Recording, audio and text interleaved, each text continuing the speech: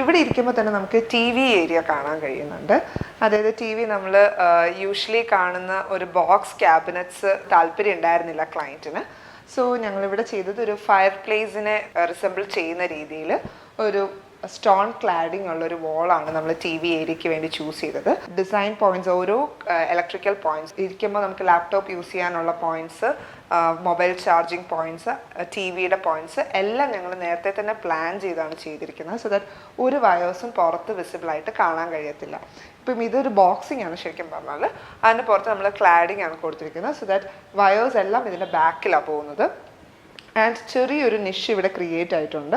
ആ നിഷിനകത്ത് നമുക്ക് set of box വെക്കാം, ക്യൂരിയോസ് വെക്കാം, അങ്ങനെ ഒരു സ്പേസ് നമുക്ക് കിട്ടിയിട്ടുണ്ട്.